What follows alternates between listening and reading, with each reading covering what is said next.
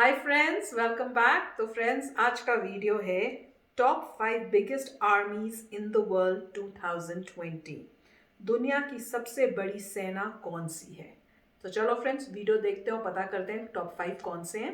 पर वीडियो शुरू करने से पहले अगर आप चैनल पर पहली बार ही आए हो और आपने अभी तक सब्सक्राइब नहीं किया है तो जल्दी से पहले नीचे सब्सक्राइब के बटन और बेल आइकन को क्लिक कर लो ताकि आपको हमारे सारे न्यू वीडियोस जैसे हम अपलोड करें उसका नोटिफिकेशन आपको मिल जाए। एंड वीडियो देखने के बाद अगर वीडियो पसंद आए तो कर देना लाइक और शेयर करना ये वीडियो अपने फ्रेंड्स और फैमिली के साथ। तो चलो फ्रेंड्स, शुरू करते हैं आज का ये वीडियो। दोस्तों, आपने भारत की मौर्य साम्राज्य के बारे में ज़रूर सुना होगा। जब ये अपने चरम पर था तब इसकी सीमाएं अफगानिस्तान से लेकर के पूरे भारतवर्ष तक फैली हुई थी और उस समय पूरे भारत की सुरक्षा के लिए मौर्यन साम्राज्य 6 लाख की सेना को मेंटेन करती थी। इसे अब तक भारत में राज किए हुए सभी राजाओं में से सबसे बड़ी सेना कहा जाता है, यानी ये भारतीय राजाओं की सबसे बड़ी सेना थी और उस समय इसे दुनिया की सबसे बड़ी सेना भी कहा जाता था।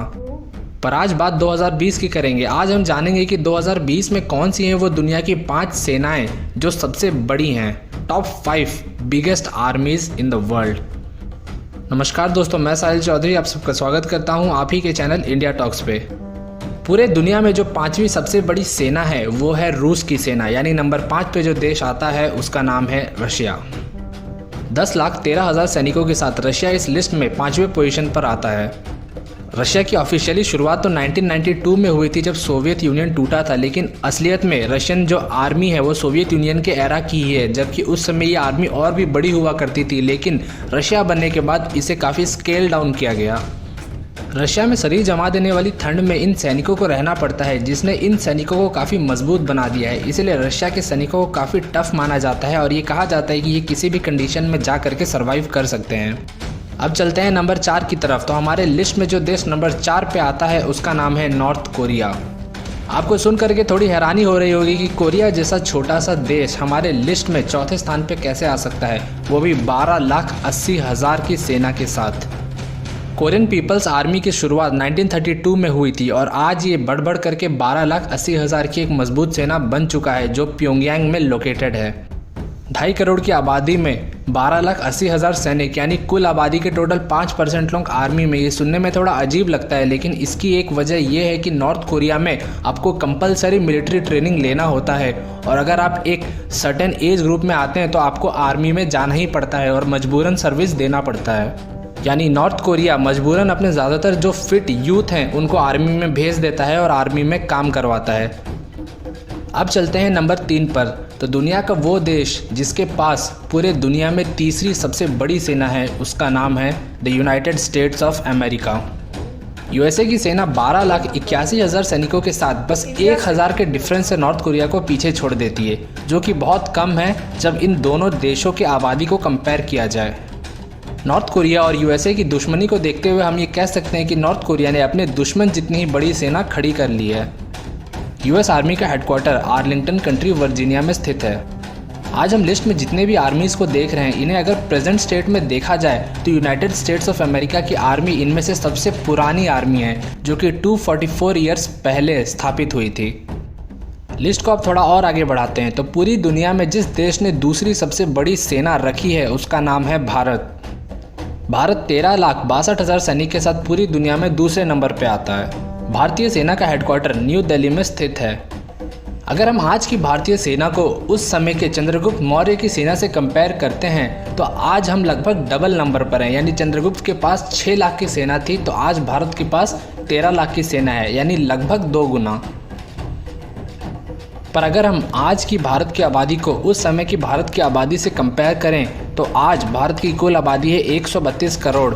वहीं मौर्यन एम्पायर जब चल रहा था उस समय भारत की कुल आबादी थी लगभग 5 से 6 करोड़। यानी चंद्रगुप्त मौर्य की जो सेना थी वो उस समय की कुल आबादी का टोटल 10% थी, यानी उन्होंने अपनी पूरी आबादी में से 10% लोगों को सेना में भर्ती कर रखा था।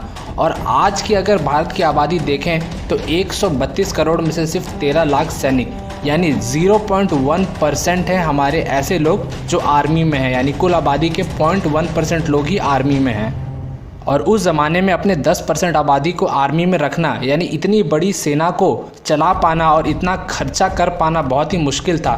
बहुत ही समृद्ध जो राज्य होते थे वही ऐसा कर पाते थे और उनमें से एक हमारा मौर्यन एम्पायर था। अब लिस्ट को जल्दी से ले चलते हैं नंबर 1 स्पॉट पे। तो दुनिया में जिसके पास सबसे बड़ी सेना है उस देश का नाम है चाइना। चीन 21,80,000 सैनिक के साथ हमारे लिस्ट में टॉप कर रहा है। इसे हम दुनिया की दूसरी सबसे बड़ी सेना यानी भारत से कंपेयर करें तो भारत के 13 लाख और चीन के 21 लाख यानी 1.5 गुना का फ़र्क है। यानी चीन के पास अपने दूसरे नंबर पे कंपेटिटर भारत के मुकाबले 1.5 गुना ज़्यादा सैनिक हैं। साथ ही साथ चीन की इस सेना को मेंटेन करने के लिए चीन ने जो बजट बनाया है वो दुनिया का दूसरा सबसे बड़ा डिफेंस बजट है, सिर्फ यूनाइटेड स्टेट्स के पीछे। पर अगर पिछले कुछ सालों में किसी सेना में सबसे ज़्यादा गिरावट आई है यानी किसी सेना का साइज सबसे ज़्यादा कम हुआ है तो वो चीन का है। चीन लगातार अपनी सेना के जो नंबर है उन्हें कम करता जा रहा है क्योंकि वो बेकार में बहुत ज़्यादा पैसे खर्चा कर रहा है इतनी बड़ी आर्मी को मेंटेन करने के ऊपर, जबकि आज के समय में इतनी बड़ी सेना की कोई ज़रूरत ही नहीं है क्योंकि आज की लड़ाई टैंक्स और फाइटर जेट्स की लड़ाई है। तो उम्मीद करता हूँ कि आपको आज का वीडियो पसंद आया होगा। तो फ्रेंड्स, अच्छा वीडियो था और मुझे सरप्राइज ये लगा कि जो यूएस है वो 3rd नंबर पे। मुझे लग रहा था यूएस शायद फर्स्ट होगा और अगर नहीं तो शायद सेकंड हो जाए। मुझे फर्स्ट का था पूरा, पर इसमें तो टोटल दिखाया उल्टा। पर देन जब उन्होंने ये बात की कि आजकल की फाइट जो है मोर आर्मी में आपके कितने लोग हैं उससे ज़्यादा आपकी वेपन क्या है, जो वेपन्स जो होते हैं वो अनमैन्ड होते हैं तो वो वेपन्स यूज़ हो रहे हैं। तो फिर उसी टाइम मुझे रियलाइज हो, मैंने कहा ऑब्वियसली यूएसए जो है वो अपने कभी सोल्जर्स को अब मुसीबत में नहीं डालेगा, वो तो इसी टाइप के अनमैन्ड ही व्हीकल से पूरी लड़ाई लड़ेगा जो आजकल की मतलब सबसे अच्छी टेक्नोलॉजी है। तो उन्होंने बताया कि चाइना भी इसी वजह से अब कम कर रहा है अपने जो आर्मी के पर्सनल्स हैं और इंडिया भी अब कोशिश कर रहा है कि इस टाइप के वेपन्स इंडिया के पास भी आए और बना भी रहा है इंडिया। तो काफ़ी अच्छा लगा ये देख के कि आर्मी में इंडिया नंबर 2 है और अब तो कोशिश यही है कि हमारे पास इतने अनमैन्ड जो हैं ड्रोन्स और इस टाइप से हों कि अगर कभी अटैक करने की ज़रूरत पड़े तो अपने यहीं घर के अंदर बैठे बैठे अपने ड्रोन भेज के जो एनिमी है उनको डिस्ट्रॉय कर दें और हमारे सोल्जर पे खरोच तक ना आए। काफ़ी अच्छा वीडियो था और ऑब्वियसली अगर मुझे तो पता ही था मगर आपको नहीं पता तो इंडिया 2nd लार्जेस्ट आर्मी है। मगर क्वेश्चन यही है कि कन्वेंशनल वेपन्स हैं ये। कन्वेंशनल वेपन्स आप तभी यूज़ कर सकते हैं मोस्टली कि आप बॉर्डर पे फाइट कर रहे हैं। आप कन्वेंशनल अगर मान लीजिए फाइट होती है इंडिया की, मान लीजिए मैं कौन सा लूँ, कोई भी कंट्री लीजिए जो बॉर्डर में नहीं है, ठीक है, आपकी फाइट उस कंट्री से होगी जो बॉर्डर में नहीं, तो आप कन्वेंशनल वेपन क्या करेंगे? आप आर्मी लेके कहाँ, बीच में आपके बॉर्डर में है ही नहीं, तो आप वो दूसरी किसी और की कंट्री से लेते हुए अपने लोग थोड़ा वहाँ लेके जाएंगे। तो इसलिए आर्मी जो होती है एक ज़माने में इंपॉर्टेंट होती थी कन्वेंशनल की, तो आपके नेबर के मुकाबले यस कि नेबर से लड़ाई हो जाए तो ऐसा नहीं होता कि नेबर से आप सीधा न्यूक्लियर वेपन से बात करेंगे, आप फाइट करेंगे कन्वेंशनल वॉरफेयर में। तो इसलिए जो है यस अगर चाइना से हमारी फाइट होती है तब आर्मी की ज़रूरत होगी और जो हमारे पड़ोसी देश है उनसे ज़रूरत होगी, मगर अगर आपकी किसी और जगह पे होती है तो आप आर्मी का कोई फ़ायदा नहीं है। और दूसरी बात यह है कि न्यूक्लियर वेपन सबसे पैरामाउंट है। अगर मान लीजिए आपकी सबसे बड़ी आर्मी है, मान लीजिए आपके पास है, आपके पास कोई न्यूक्लियर वेपन नहीं है तो आप सबसे वीकेस्ट बन गई कंट्री। आपका न्यूक्लियर वेपन ही नहीं है, वो बंदा 4 न्यूक्लियर वेपन करके आपको पूरा वाइप आउट कर देगा, आपकी आर्मी क्या करेगी? तो इसलिए वो ज़माने गए जहाँ पे आर्मी, जैसे चंद्रगुप्त मौर्य की बात कर रहे हैं, चंद्रगुप्त मौर्य तो नंबर 1 थे। उस ज़माने में आर्मी होनी ज़रूरी थी क्योंकि और कुछ था ही नहीं, सिर्फ आर्मी थी, तो उन्होंने तो अपना काम बिंदास किया था। 10% बंदा डाल दिया आर्मी में, स्ट्रॉन्गेस्ट आर्मी, कोई उनको मार नहीं सकता क्योंकि आर्मी उस ज़माने में सबसे रेलेवेंट थी।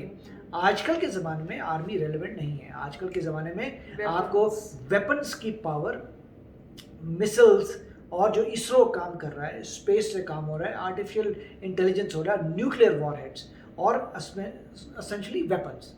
तो लोग तो चाहिए नो डाउट। अगर आपकी फाइट हो जाती है आसपास के देशों में से ठीक है, मगर अगर आपकी फाइट होती है कोई बहुत दूर देश है, राइट, मान लीजिए अब मैं किसी भी कंट्री का नाम नहीं लेना चाहता क्योंकि मेरे को कोई पता नहीं है ऐसा देश जो इंडिया का एनिमी हो, जो नेबरिंग ना हो।